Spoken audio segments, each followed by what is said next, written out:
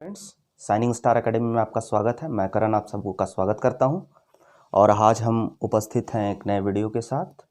आज हमारा टॉपिक है मुंडा मान की व्यवस्था और हम यह आशा करते हैं कि जैसे जैसे हम और हमारी टीम ने वीडियो बनाना स्टार्ट किया है तो यह वीडियो वैसे सभी स्टूडेंट्स जो आर्थिक रूप से तंगी की अवस्था से गुजर रहे हों या अभी कोविड-19 का काल चल रहा है तो घर में बैठकर दूर दराज ग्रामीण क्षेत्र में रहने वाले विद्यार्थियों के लिए यह वीडियो ज़्यादा से ज़्यादा फायदेमंद होगा।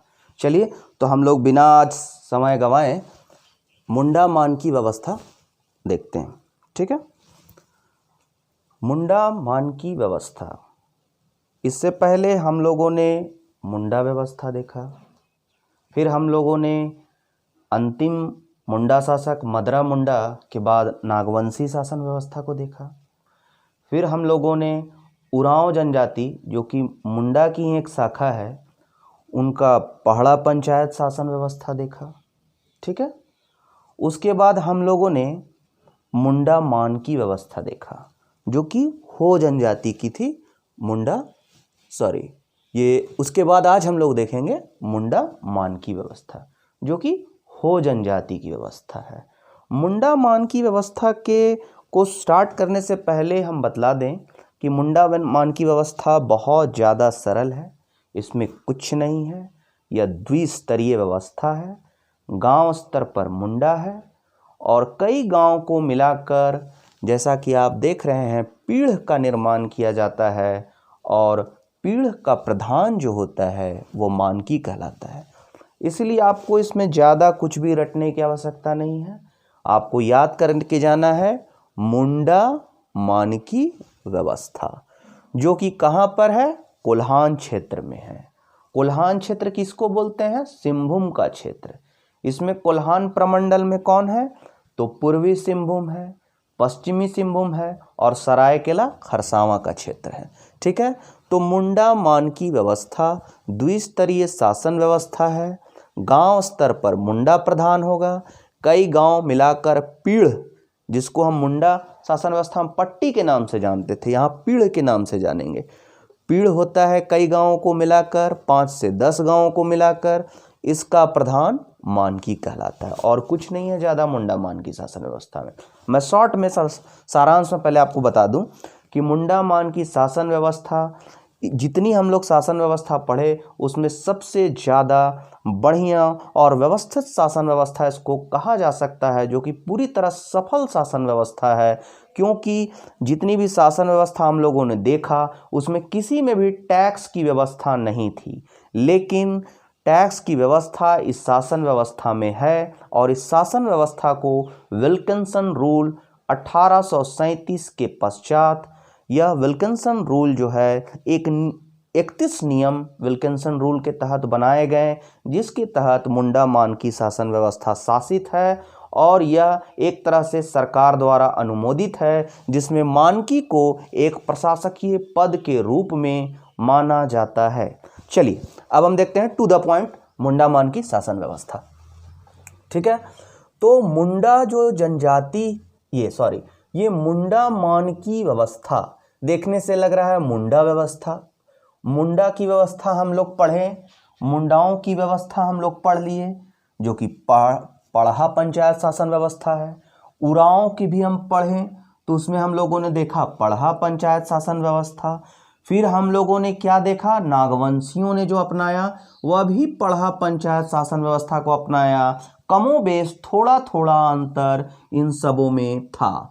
मुंडा मान की व्यवस्था मिलता जुलता नाम है, इसीलिए मैंने आज यह टॉपिक मुंडा, उरांव की पढ़ा और नागवंशी के बाद हमने मुंडा मान की शासन व्यवस्था को चुना है। ये 4 टॉपिक जब आपके क्लियर हो जाएंगे तो आप लोगों को बड़ा ही आसानी से चारों में अंतर करना स्पष्ट हो जाएगा और कहीं से कोई कंफ्यूजन नहीं रहेगा। क्वेश्चन कहीं से भी पूछे जाएंगे आप लोग सरलता से जो है एकदम करेक्ट आंसर टिक लगा के देंगे और आपको मेंस में भी बहुत ज़्यादा काम देगा। ठीक है, तो मुंडा मान की शासन व्यवस्था हो जनजाति की व्यवस्था है, हो जनजाति की पारंपरिक शासन व्यवस्था है। मेरे एक एक लाइन और एक एक वर्ड को आप लोग गौर से सुनिएगा। हो जनजाति की पारंपरिक शासन व्यवस्था है। हो जनजाति को लड़ाकू कोल के नाम से भी जाना जाता है, इन्हें कोल जनजाति भी कहा जाता है। ठीक है, ये हो जनजाति कहाँ निवास करते हैं, इनका संकेंद्रण कहाँ है, कोल्हान क्षेत्र में है, कोल्हान प्रमंडल में। कोल्हान प्रमंडल के अंतर्गत क्या आता है, पूर्वी सिंहभूम, पश्चिमी सिंहभूम और सरायकेला खरसावां का क्षेत्र आता है। ठीक है, अब मुंडा मान की जो शासन व्यवस्था है इसमें हम लघु प्रजातंत्र की झलक देखते हैं। लघु प्रजातंत्र की झलक इसलिए देखते हैं क्योंकि जो मुंडा मान की शासन व्यवस्था में मानकी होता है, उसका चुनाव होता है, उसका इलेक्शन होता है, कई मुंडा मिलकर मानकी का चुनाव करते हैं, इसलिए यह लघु प्रजातंत्र की झलक देखी जाती है। ये क्वेश्चन कॉन्सेप्चुअल है, पूछा जा सकता है। ठीक है, पहले मुंडा मान की व्यवस्था में पहले जो हो जनजाति थे जिनकी मुंडा मान की व्यवस्था है, हो जनजाति जो थे उनमें मातृसत्तात्मक पहले था समाज, वर्तमान में अभी पितृसत्तात्मक समाज है। तो पहले मातृसत्तात्मक था, अभी पितृसत्तात्मक समाज है। हो जनजाति में ममेरे भाई और बहन में शादी को प्राथमिकता दिया जाता है, मतलब ममेरा भाई बहन में शादी हो सकता है। ठीक है, इसमें बहु विवाह की प्रथा है, एक से अधिक विवाह की इसमें प्रथा है, लेकिन श्रेष्ठ विवाह यानी सबसे बढ़िया विवाह किसको कहा जाता है, आदि विवाह को कहा जाता है।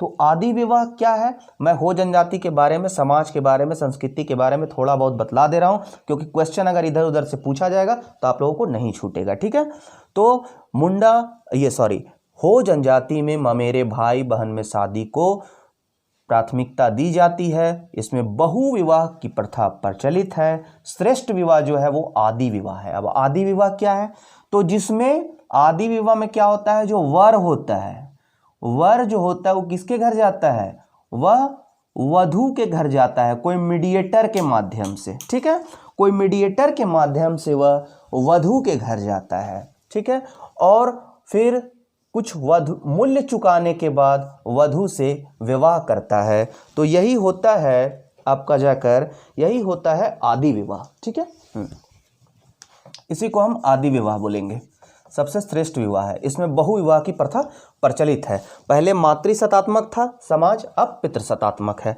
चलिए, इसमें युवागृह, जो मुंडा में गिट्टी ओड़ा बोलते थे युवागृह को, उरांव में हम घुमकरिया बोलते थे युवागृह को, इसमें भी मुंडा की तरह हो में भी हम युवागृह को गिट्टी ओड़ा बोलेंगे। सरप्रमुख देवता इसमें भी सिंहबोंगा होगा। ठीक है, मुंडा में भी सरप्रमुख देवता सिंहबोंगा थे, मुंडा में भी और हो दोनों जनजाति में युवागृह गिट्टी ओड़ा।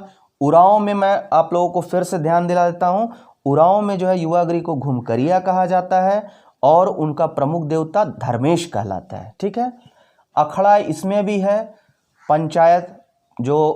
पंचायत की बैठक जो होती है वो अखड़ा में होती है, या सांस्कृतिक केंद्र होता है नृत्य का, गान का।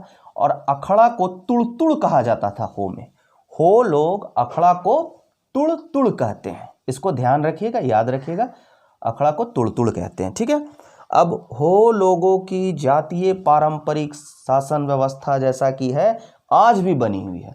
बाकी जो शासन व्यवस्था है वो कमोबेश अब जो है वो धीरे धीरे समाप्त होती जा रही है।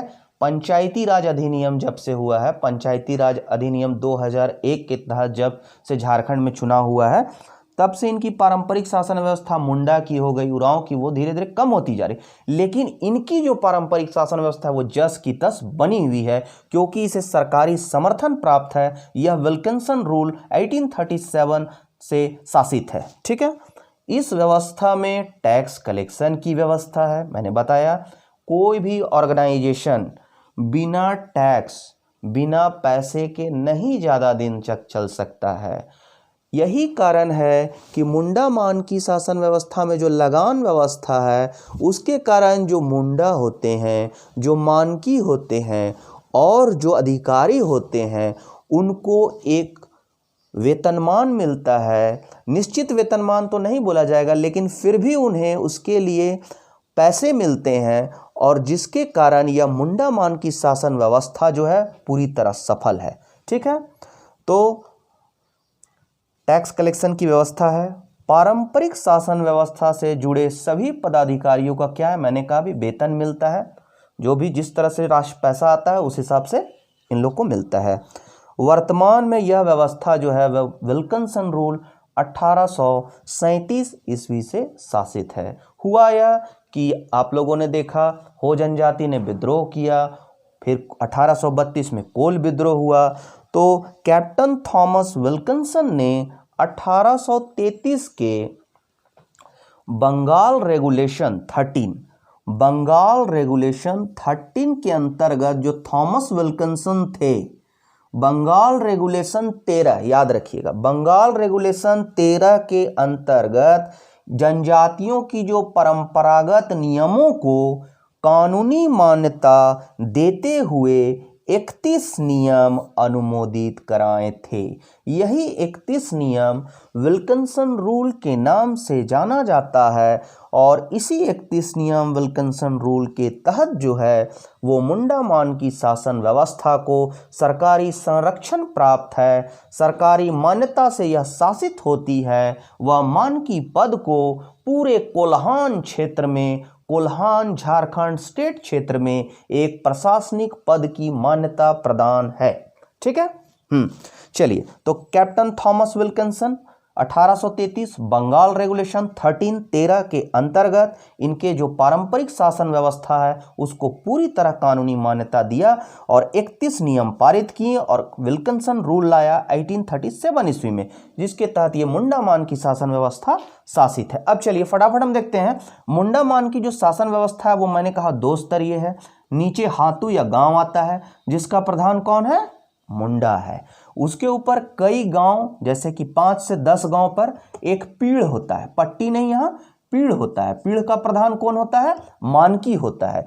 कई मुंडा जो है वो मानकी का, कई मुंडा मिलकर जो है वो मानकी का चुनाव करते हैं। ठीक है, अब आइए, मुंडा को 3 तरह का अधिकारी ग्राम स्तर पर सहयोग देता है। ठीक है, पहले हम लोगों ने देखा मुंडा शासन व्यवस्था से पहले पढ़ा में नागवंशी शासन व्यवस्था में, ठीक है, और मुंडा शासन व्यवस्था में पुजारी पाहन होता था। इसमें जो है याद रखिएगा, जैसे कि हम लोग रांची से बुंडू तमाड़ की ओर जाते हैं तो एक देवड़ी मंदिर आता है।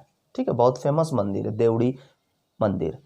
तो देवड़ी मंदिर वो जो है वो कोल्हान क्षेत्र में ही है, सिंहभूम क्षेत्र जब हम जाते हैं तो। ठीक है, तो देवड़ी मंदिर वास्तविक रूप से जो देवड़ी होता है वो उस क्षेत्र का पुजारी होता है। ठीक है, तो वहां पाहन नहीं, उस क्षेत्र में पुजारी को देवड़ी बोला जाता है या देवरी बोला जाता है या दिवरी बोला जाता है, आप जो बोलिए। ठीक है, तो हातू का प्रधान मुंडा होता है। इसको धार्मिक रूप और इसको सहयोग कौन देता है, मुंडा जो है वो पंचायत की बैठक करता है। पंचायत की बैठक का घर घर संदेश जो है लोगों तक पहुंचाना, पंचायत की बैठकों का प्रबंध करना, उसके लिए संदेश वाहक यहाँ डाकुआ होता है। क्या होता है, डाकुआ होता है। ठीक, उसके अलावा ग्राम स्तर पर पुजारी होता है जिसे हम यहाँ पाहन नहीं देवरी कहते हैं। ठीक है, वो सारा धार्मिक अनुष्ठान के लिए जिम्मेवार है। विवाह हो गया, जन्म हो गया, मरण हो गया, मृत्यु हो गया, पूजा पाठ अनुष्ठान हो गया, उसका देवरी होता है। इस देवरी को सहायता देने के लिए एक उप धार्मिक प्रधान जो होता है उसके हम कहते हैं यात्रा देवरी। क्या कहते हैं, यात्रा देवरी। तो 3 स्तर पर हो गया हमारा। यहाँ पर गांव का प्रधान हमारा क्या हो गया, मुंडा हो गया। मुंडा को सहयोग देने के लिए पंचायत की बैठक मुंडा कब आयोजित करेंगे, उनको कहाँ कहाँ सबको संदेश देना है, उसके लिए मैसेंजर का काम, संदेश वाहक का काम डाकुआ हो गया। ठीक है, और 2 और अधिकारी हो गए, एक पुजारी दिवरी और एक यात्रा दिवरी। ठीक है, तो यही है मुंडा को सहायता डाकुआ, देवरी और यात्रा देवरी करेंगे, यही हमको जानना है। मानकी, कई मुंडा मिलकर मानकी का चुनाव करते हैं। मानकी को लगान वसूलने, मानकी किससे लगान लेता है, मुंडा से लेता है। मुंडा का क्या कार्य है, मुंडा यहाँ पर प्रशासनिक काम करता है ग्राम स्तर पर, न्यायिक काम करता है ग्राम स्तर पर, और लगान व्यवस्था टैक्स वसूलता है। ठीक है, टैक्स वसूलता है। ठीक है, मुंडा यहाँ वसूलता है। यह टैक्स वसूल के कहाँ भेजता है? मानकी को भेजता है। मानकी को लगान वसूलने में कौन मदद करता है? तहसीलदार मदद करता है। यह एक सरकारी अधिकारी है, ठीक है, यह तहसीलदार है, एक तरह से BDO CO कहा जा सकता है इसको, ठीक है। तो ये मदद करते हैं तहसीलदार इसको, ठीक है। यही है मुंडा मानकी शासन व्यवस्था। मुंडा को सहयोग देगा डाकुआ, देवरी, यात्रा देवरी। मुंडा मिलकर मानकी का चुनाव करेंगे, मानकी को सहयोग देगा तहसीलदार। बस आइए मानकी के बारे में एक लाइन में हम देख लेते हैं। बहुत सारे मुंडा मिलकर एक मानकी का चुनाव करते हैं, मैंने कहा, जो कि कोल्हांचल गवर्नमेंट स्टेट में एक प्रशासकीय पद माना गया। इसको एक प्रशासकीय पद माना गया है, ठीक। यह प्रशासनिक, न्यायिक व लगान संबंधी कार्य करता है, ठीक। लगान वसूली में तहसीलदार इसकी सहायता करता है, ठीक है। हो गया कंप्लीट। चलिए आते हैं, इसकी इच्छा के विरुद्ध कोई भी न प्रशासनिक कार्य संपन्न हो सकता है। मानकी सबसे बड़ा पोस्ट है, याद रखिएगा। तो मानकी की इच्छा के विरुद्ध कोल्हान क्षेत्र में पीढ़ स्तर पर ना कोई प्रशासनिक ना कोई धार्मिक कार्य संपन्न माना जाता है, ठीक है। मानकी की जब बैठक होती है तो उसमें सभी मुंडा होते हैं और डाकुआ होते हैं, पुजारी नहीं, पुजारी का वहाँ काम नहीं है, ठीक है। तो मानकी की बैठक में सभी मुंडा व डाकुआ बैठते हैं, वह जो मामले आते हैं उसका सबकी सहमति से, सबसे मुंडा से भी सहमति लेता है और डाकुआ से भी, और मानकी अंतिम फैसला करता है। जब मामला बहुत ज़्यादा पेचीदा होता है तो तीन मानकी की समिति बैठती है, अगर पेचीदा मामला हो तो मुंडा, मानकी, फिर एक हो गया 3 मानकी का समिति, अगर मामला पेचीदा हो तो। और यही 3 मानकी की जो कमेटी होती है वो अंतिम फैसला देता है, ठीक है। लेकिन फैसला किस मामले पे? सामाजिक मुद्दे जैसे घरेलू विवाह से संबंधित समस्या, विवाह हो गया, घरेलू झगड़ा हो गया, जमीन जायदाद से संबंधित समस्या हो गया, इस तरह का अपराध, आपको गंभीर अपराध जो है उसके लिए मानकी फैसला नहीं करेगा, उसके लिए फिर कोर्ट कचहरी है, ठीक है। गंभीर अपराध जिसमें हो गया आपको डकैती हो गया, आपको हत्या हो गया, ये सब का जो है ना, ये सब कोर्ट कचहरी देखेगा। लेकिन सामाजिक रूप से जो छोटे विवाद हैं उसका समाधान मुंडा मानकी शासन व्यवस्था से होगा, ठीक। पूरा कोल्हान क्षेत्र कितना पीढ़ में बटा है? 26 पीढ़। 26 पीढ़ मिलके पूरे कोल्हान बनते हैं, 26 पीढ़ में बटा है, ठीक है। यानी पूरे कोल्हान क्षेत्र में कितने मानकी हैं? तो भैया 26 मानकी हैं। कितने मानकी हैं? 26 मानकी, 26 पीढ़ में बटा हुआ है। टैक्स कलेक्शन पद्धति को हम थोड़ा समझ लें। आखिर हम कैसे बोलेंगे कि कैसे मुंडा को वेतन मिलता है, पैसा कैसे मिलेगा, मानकी को कैसे पैसा मिलेगा, डाकुआ को, देवरी को, यात्रा देवरी को कैसे पैसा मिलेगा, ठीक है। तो पैसा 2 तरीका से इन लोगों को मिलता है, ठीक। एक तरीका क्या है? आपने लगान टैक्स वसूला जनता से, ठीक है। मान लीजिए टैक्स आया 16 आना, ठीक है, या 100 रुपया, कुछ भी, ठीक। 16 आना हमने टैक्स वसूला, तो उसमें से मुंडा को कितना, मुंडा रख लेगा, मुंडा टैक्स वसूला 16 आना, तो मुंडा रख लेगा 4 आना, ठीक है, और बाकी भेज देगा इसके पास, मानकी के पास। मानकी रखेगा 1 आना। तो आप बोलिएगा कि मुंडा 4 और मानकी ऊंचा पोस्ट है तो 1 ही आना क्यों रख रहा है?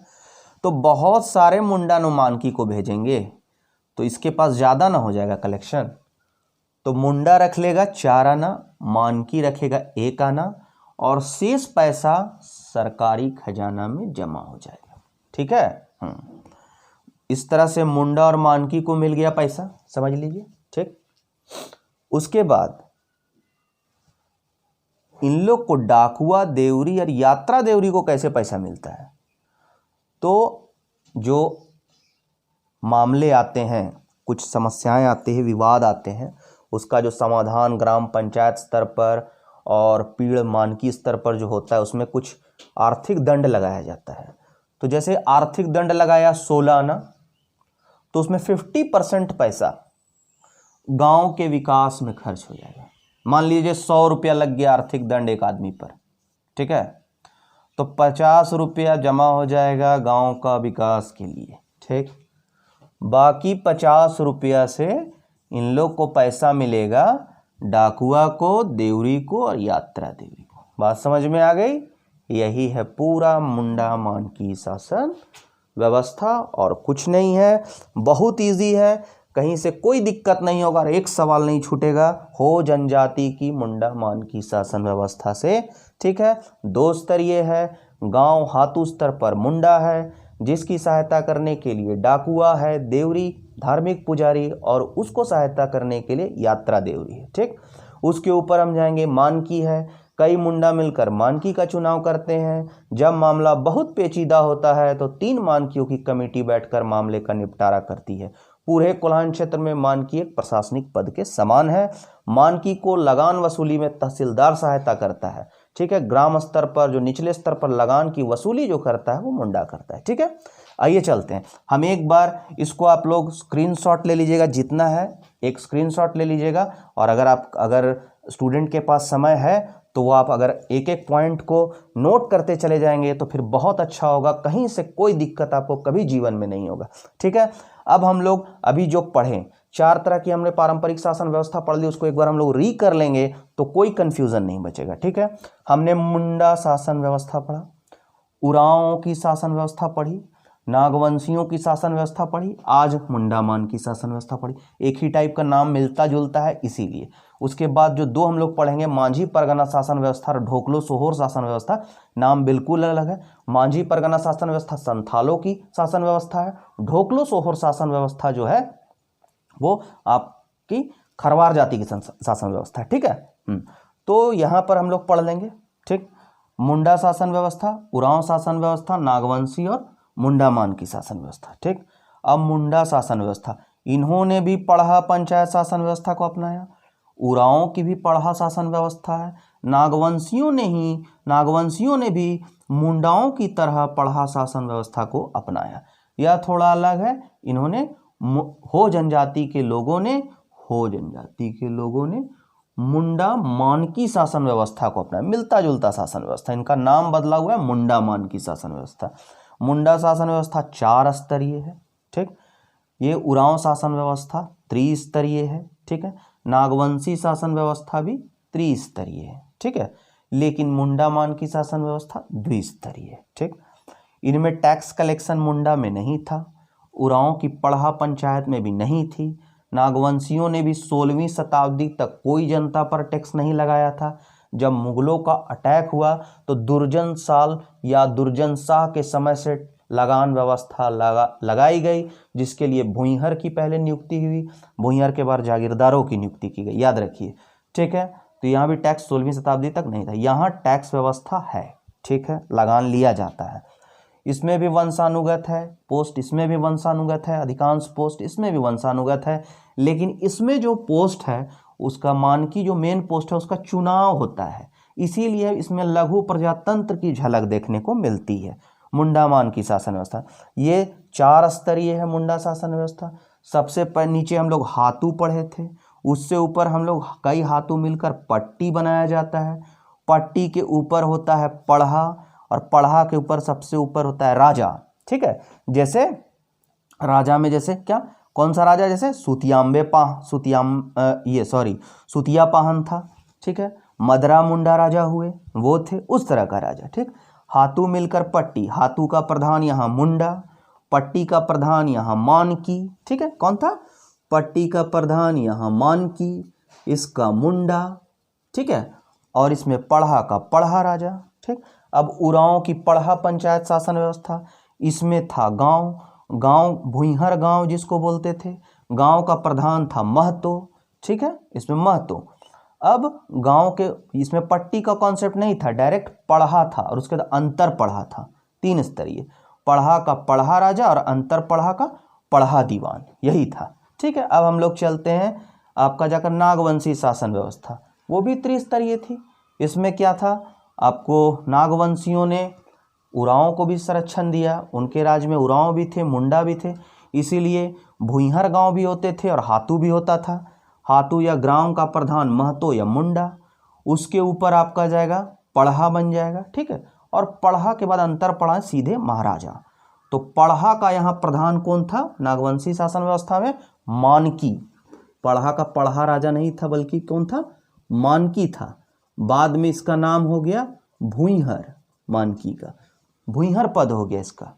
फिर भूइहर के नीचे जागीरदारों की नियुक्ति की गई थी। किसकी नियुक्ति की गई थी? जागीरदारों की नियुक्ति की गई, टैक्स कलेक्शन के लिए। उसके ऊपर राजा। ठीक है, अभी हम लोग पढ़े मुंडा मानकी शासन व्यवस्था। नीचे है मुंडा ग्राम स्तर पर, और ग्राम के बाद होता है पीढ़, पीढ़ स्तर पर मानकी। ठीक है, ग्राम स्तर पर जैसा कि हम लोगों ने देखा कि कौन है, तो डाकुआ है संदेशवाहक, धार्मिक प्रधान पुजारी देवरी है, एक यात्रा देवरी है। मानकी, मानकी को सहयोग देता है तहसीलदार। बस आज के वीडियो में बस इतना ही। फिर हम लोग अगले वीडियो में देखेंगे मांझी परगना शासन व्यवस्था देखेंगे, और उसके बाद हम लोग देखेंगे ढोकलो सोहर शासन व्यवस्था और जातीय पंचायत शासन व्यवस्था। 3 वीडियो में हम उम्मीद करते हैं, हम सोचे थे, हम और हमारी टीम यह निर्णय लिया था कि हम लोग 3 वीडियो में पूरे शासन व्यवस्था खत्म कर देंगे, लेकिन वीडियो काफ़ी लंबा बन रहा था, इसीलिए हम लोगों ने सोचा कि नहीं, चलिए हम लोग 3 नहीं 6 वीडियो में ही ख़त्म कर ले तो काफ़ी है। चूँकि वीडियो ज़्यादा लंबा बोरिंग भी नहीं लगना चाहिए स्टूडेंट को। ठीक है, और हम लोग विश्वास कर रहे हैं कि वीडियो जैसे जैसे हम लोग बना रहे हैं तो हम लोगों को आप लोगों का सहयोग पूरा मिले। इसलिए अगर वीडियो हमारा आप लोगों को अच्छा लग रहा है तो, और कोई प्रॉब्लम अगर लग रहा है स्टूडेंट को, यदि कोई प्रॉब्लम लग रहा है तो वो कमेंट बॉक्स में अपने कमेंट कर सकते हैं, अपने विचार हमें दे सकते हैं। मैं प्रत्येक कमेंट बॉक्स में हर एक कमेंट को पढ़ूंगा, हर एक कमेंट को पढ़ भी रहा हूं। ठीक है, और अगर आपको ये वीडियो अच्छा लगा तो ज़्यादा से ज़्यादा इसको लाइक कीजिए, ज़्यादा से ज़्यादा शेयर कीजिए, ज़्यादा से ज़्यादा दोस्तों के पास शेयर करने के बाद सब्सक्राइब कीजिए। ठीक है, धन्यवाद। जय हिंद, जय भारत।